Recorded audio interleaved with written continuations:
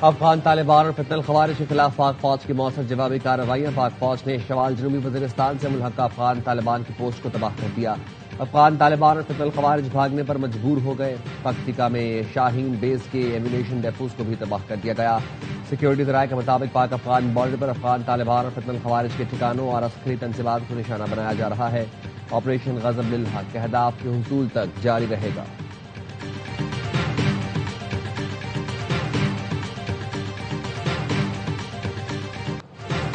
مشرق وسطی میں بڑھتی کشیدگی، پاکستان میں توانائی کے بحران کا خدشہ۔ وزیر اعظم نے اہم اجلاس طلب کر لیا۔ قومی کفایت شعاری پالیسی کی منظوری کے لیے آج وزیر اعظم ہاؤس میں بیٹھک لگے گی۔ تمام وزرائے اعلیٰ اور وزیر اعظم آزاد جموں کشمیر کو شرکت کی دعوت۔ اجلاس میں ملک کی مجموعی انتظامی اور معاشی صورتحال کا جائزہ لیا جائے گا۔ صوبوں اور وفاق کے درمیان اتفاق رائے سے قومی کفایت شعاری پالیسی کی منظوری دی جائے گی۔ عوام کو ریلیف دینے کے لیے مشترکہ لائحہ عمل تشکیل دیا جائے گا۔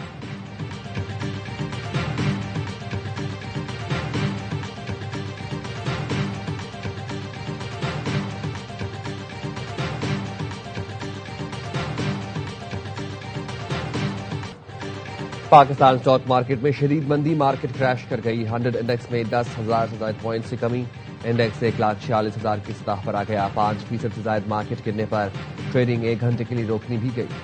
ایشیائی اسٹاک مارکیٹوں میں شدید مندی کا رجحان، جاپان نکائی 7%، ساؤتھ کوریا کا کوپسی انڈیکس 8%، ہانگ کانگ کا Hang Seng 3%، Shanghai composite 1.5%، Indian Nifty index 3%، Sensex میں 2.7% کی کمی دیکھی گئی۔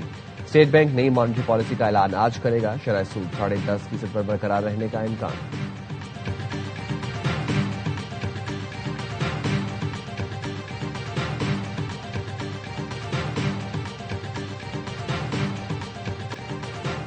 طویل جنگ بین الاقوامی معیشت کو متاثر کر سکتی ہے، توانائی کی قیمتوں میں بڑا اضافہ ہو سکتا ہے، IMF چیف نے خبردار کر دیا۔ کرسٹلینا جارجیوا نے کہا، جنگ عالمی معاشی استحکام کا امتحان بن چکی ہے۔ طویل جنگ سے توانائی بحران اور مہنگائی میں اضافے کا خدشہ ہے۔ بین الاقوامی مارکیٹ میں خام تیل کی قیمتیں بڑھنے کا سلسلہ جاری۔ لندن برنٹ خام تیل کی قیمت 25% بڑھ کر $119.50 فی بیرل ہو گئی۔ امریکی WTI خام تیل کی قیمت 25% بڑھ کر $119.48 پر پہنچ گئی۔ ترجمان ایرانی فوج کا کہنا ہے، دشمن تیل کی قیمت $200 فی بیرل سے زائد برداشت کر سکتا ہے تو کھیل جاری رکھے۔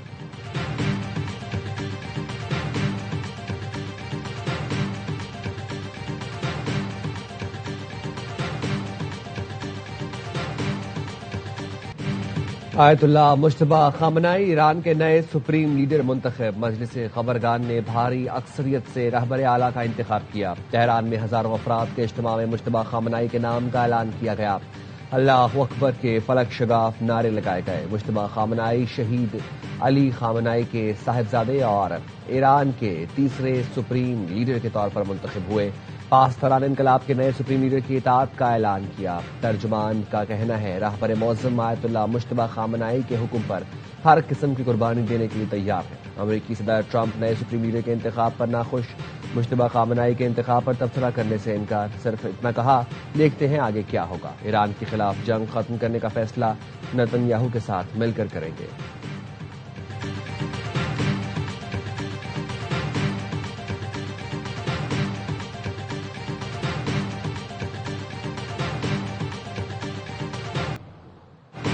امریکہ اور اسرائیل کے ایران پر مہلک حملے جاری، ایران کے مختلف شہروں میں تیل کی تنصیبات کو نشانہ بنایا۔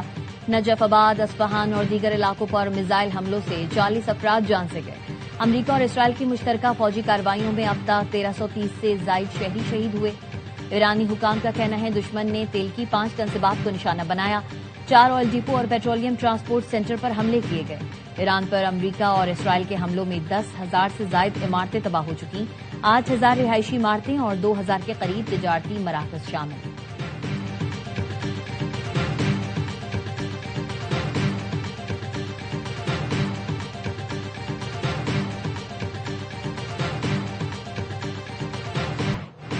پاسداران انقلاب نے آپریشن وعدہ صادق 4 کی تیسری لہر کا آغاز کر دیا۔ ترجمان پاسداران انقلاب کے مطابق اسرائیل اور خطے میں امریکی فوجی اڈوں کو نشانہ بنایا جا رہا ہے۔ اسرائیل اور امریکی فوجی اڈوں پر میزائل اور ڈرون سے حملہ کیا گیا۔ شمالی اسرائیل اور تل ابیب میں سائرن بج اٹھے۔ اسپیکر ایرانی پارلیمنٹ محمد باقر کہتے ہیں آئرن ڈوم اب آئرن ڈوم نہیں رہا، جہاں چاہیں زیادہ طاقت سے مار سکتے ہیں۔ ٹرمپ اور نتن یاہو کا خیال تھا جنگ 3 روز میں ختم ہو جائے گی، یہ ان کی بڑی غلطی تھی، ہم کبھی ہتھیار نہیں ڈالیں گے۔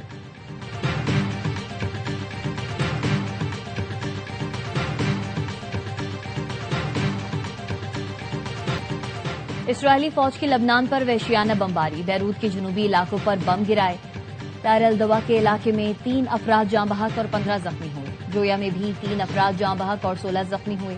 الجزیرہ کے مطابق حزب اللہ نے ٹیلی گرام پر بتایا شام کی سرحد کے قریب سرغایا کے علاقے میں اسرائیلی فوجی ہیلی کاپٹر سے آئے، جنگجوؤں کی اسرائیلی فوجیوں سے جھڑپیں ہوئیں۔ ہیومن رائٹس واچ کا کہنا ہے 3 مارچ کو اسرائیل نے جنوبی لبنان کے رہائشی علاقوں پر سفید فاسفورس گولے استعمال کیے، جس سے 2 گھروں میں آگ لگی۔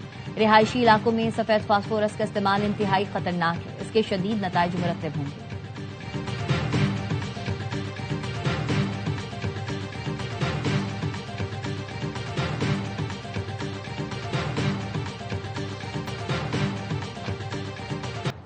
سعودی عرب نے شیوا آئل فیلڈ پر ایران کی جانب سے داغے گئے ڈرونز مار گرائے، ویڈیو بھی جاری کر دی۔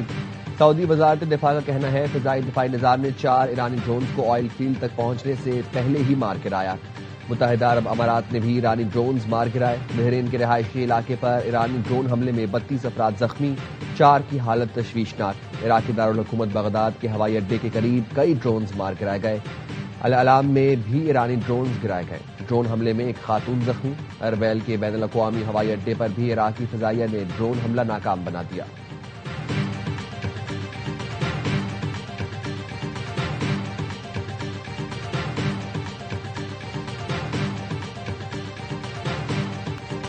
عرب ممالک پر حملے جاری رہے تو ایران بڑا نقصان اٹھائے گا، سعودی وزارت خارجہ نے انتباہ جاری کر دیا۔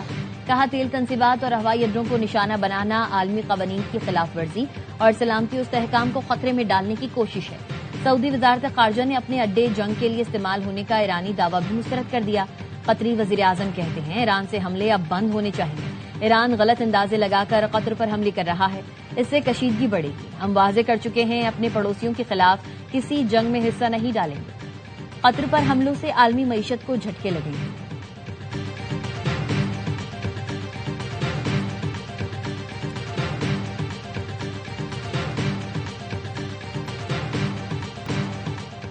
امریکہ اور اسرائیل کے ایران پر حملے جاری، اسرائیلی فورسز کا پاسداران انقلاب کے ٹھکانوں پر حملوں کا دعویٰ۔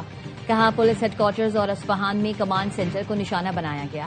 ایران کے راکٹ انجن کی تیاری کے مرکز اور بیلسٹک میزائلوں کی لانچنگ سائٹس پر بھی فضائی حملے۔ اسرائیلی فوج نے وسطی ایران پر بھی بم برسائے۔ الجزیرہ کا کہنا ہے دارالحکومت تہران بھی دھماکوں سے گونج اٹھا۔ ایران میں شہادتیں 1300 سے زائد ہو چکی ہیں۔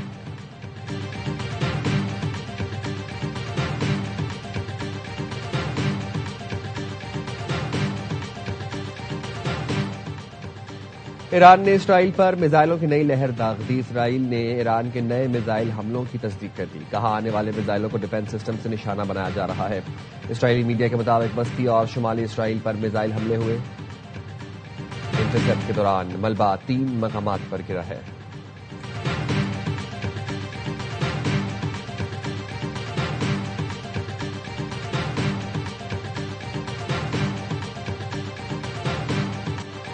وزیر اعظم شہباز شریف کا قومی ہاکی ٹیم کے ہر کھلاڑی کے لیے 15 لاکھ روپے انعام کا اعلان۔ قومی ہاکی ٹیم کی محنت اور لگن کو سراہتے ہوئے کہا ورلڈ کپ کوالیفائر میں قومی ٹیم کی شرکت نے شائقین میں جوش اور ولولہ پیدا کیا۔ قومی ہاکی ٹیم نے ورلڈ کپ کوالیفائر میں شاندار کارکردگی دکھائی، سلور میڈل حاصل کیا۔ 8 سال بعد ورلڈ کپ کے لیے کوالیفائی کیا۔ ہاکی ورلڈ کپ 14 اگست سے بیلجیم اور نیدرلینڈز میں کھیلا جائے گا۔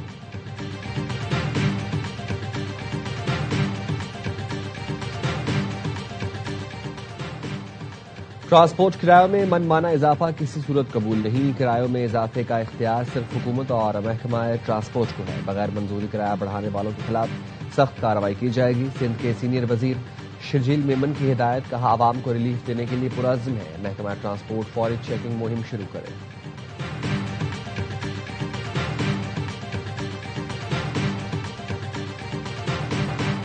اور پاکستان کے سب سے بڑے channel ARY digital network نے ڈیجیٹل میڈیا پلیٹ فارم نکتہ کے اکثریتی شیئرز حاصل کر لیے۔ نکتہ ARY گروپ کے بین الاقوامی میڈیا نیٹ ورک کا حصہ بننے کے بعد اپنے دبئی ہیڈ کوارٹر سے کام جاری رکھے گا۔ نکتہ کے بانی کامران خان اب ARY میں چیئرمین ARY نیوز اینڈ نکتہ کی حیثیت سے شامل ہو رہے ہیں۔ ARY ڈیجیٹل نیٹ ورک کے بانی اور ARY گروپ کے CEO سلمان اقبال نے کہا، میڈیا منظرنامے کی تبدیلی میں ARY ہمیشہ صف اول رہا ہے۔ نکتہ کو ARY کے ایکو سسٹم میں شامل کر کے ہم اپنی ڈیجیٹل موجودگی کو مزید مضبوط کر رہے ہیں۔ کامران خان کا نکتہ پر معروف پروگرام آن مائی ریڈار جلد ہی ARY نیوز پر بھی نشر کیا جائے گا۔